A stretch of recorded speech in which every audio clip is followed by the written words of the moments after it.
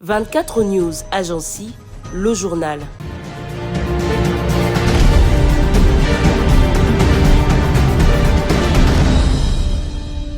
Le président angolais João Manuel Lourenço s'est rendu à Kinshasa mercredi 26 août 2026 pour une courte visite de travail.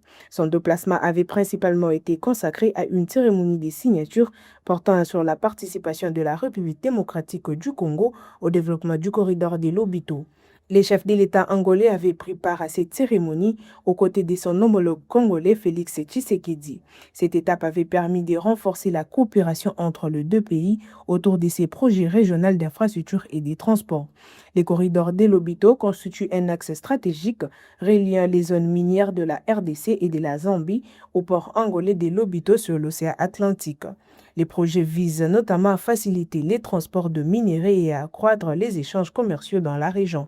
La visite du président João Lourenço s'est ainsi inscrite dans le cadre du renforcement de relations économiques entre Kinshasa et Luanda. La signature intervenue à cette occasion avait marqué une avancée supplémentaire dans l'implication de la RDC dans ces corridors, considérés comme un levier important pour son désenclavement et son intégration économique régionale. Le président Félix-Antoine Tshisekedi a officiellement lancé mardi 25 août à Kinshasa la campagne des balissages du fleuve Congo et de la rivière Kasai. La cérémonie organisée au port de l'Office national de transport vise à renforcer la sécurité de la navigation et à faciliter les transports des personnes et des marchandises. À cette occasion, le chef de l'État a remis au commandant des balisseurs l'ordre de marche autorisant les débuts des opérations. Celle-ci consiste notamment à installer des repères permettant aux embarcations de mieux suivre les chaînons navigables et à signaler les zones dangereuses afin de réduire les risques d'accidents sur le voie d'eau. Le gouvernement a également présenté plusieurs équipements destinés à moderniser les transports fluviaux. Parmi eux, figure une drague multifonction remise à la régie des voies fluviales ainsi qu'une balinière métallique. La drague doit notamment servir à l'entretien et au désensemblement de voies navigables, tandis que de nouveaux balisseurs, pousseurs et canaux viennent renforcer les capacités opérationnelles. Cette initiative s'inscrit dans une stratégie plus large de relance des transports en RDC. Les secteurs ferroviaires bénéficient également des nouveaux investissements, avec notamment la mise en service d'une locomotive de l'ONATRA et l'annonce de nouvelles acquisitions. L'objectif affiché par les autorités est d'améliorer la mobilité, la sécurité et l'acheminement des marchandises à travers les pays. Le vice-premier ministre en charge de la Défense nationale, Guy Kabombo, a effectué mardi une visite d'inspection dans plusieurs sites de forces armées de la République démocratique du Congo à Kinshasa. Il s'est notamment rendu à l'école logistique du camp Louano où sont hébergés les militaires appelés à suivre une formation en Égypte. Cette visite avait pour objectif d'évaluer les capacités opérationnelles des militaires sélectionnés pour cette formation. Le ministre de la Défense a également voulu s'assurer de leurs conditions d'hébergement et identifier les éventuelles difficultés nécessitant des solutions avant leur départ. Selon le ministre Guy Kabombo, cette démarche vise à garantir que les éléments concernés disposent des conditions nécessaires pour participer efficacement à leur formation à l'étranger. L'inspection devait ainsi permettre de relever les éventuelles insuffisances et d'y apporter des réponses. La formation prévue en Égypte s'inscrit dans les cadres de la coopération militaire entre Kinshasa et le Caire. Elle devrait contribuer au renforcement des compétences et des capacités opérationnelles de FARDC.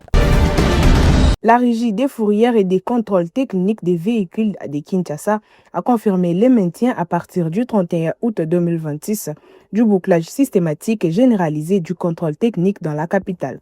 Dans un communiqué publié le 25 août, la Régie a précisé qu'aucune prorogation exceptionnelle ne sera accordée au-delà de cette date. Les propriétaires et conducteurs des véhicules sont ainsi invités à régulariser leur situation avant l'échéance.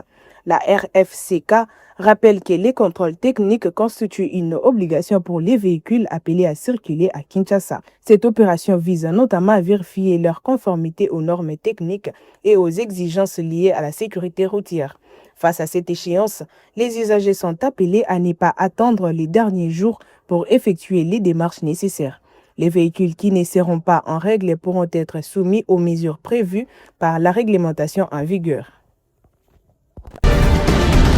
La traçabilité minière en République démocratique du Congo a permis de générer plus de 136 millions de dollars américains au profit du Trésor public depuis octobre 2026.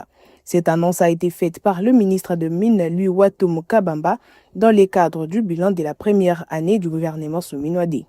Selon le ministre, ces recettes résultent notamment du renforcement des mécanismes de contrôle et de traçabilité des minéraux.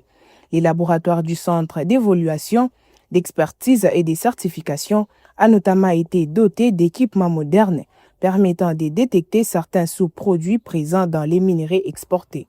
Le gouvernement entend ainsi améliorer la gestion du secteur minier et lutter contre les pratiques frauduleuses. Plusieurs missions effectuées dans différentes provinces du pays ont, selon les autorités, permis d'identifier des pratiques irrégulières et de prendre des mesures à leur encontre. Par ailleurs, le cadastre minier a récupéré près de 3000 km² des concessions revenues dans le domaine public. Ces espaces devraient être réattribués à des opérateurs disposant des capacités techniques et financières nécessaires dans le but de renforcer l'exploitation responsable des ressources minières. Une réunion bilatérale entre la République démocratique du Congo et la Zambie sur la circulation aérienne s'est ouverte mardi 25 août 2026 à Kolwezi, dans la province du Lualaba. Les travaux réunissent les responsables de l'aviation civile de deux pays. Pendant 4 jours, les participants examineront notamment les moyens de renforcer la sécurité du trafic aérien transfrontalier et d'améliorer la coordination des services de navigation aérienne. La connectivité entre les deux pays figure également parmi les principales questions abordées. Les autorités congolaises et zambiennes souhaitent parvenir à des actions concrètes susceptibles de faciliter les déplacements des personnes et les transports des marchandises. Cette rencontre vise ainsi à consolider la coopération bilatérale dans les secteurs de l'aviation civile.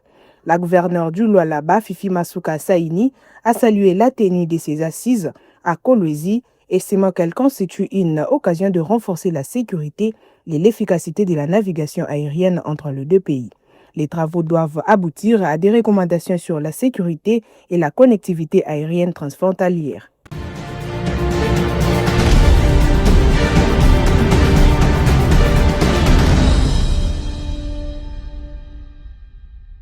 « 24 News Agency, formée pour informer.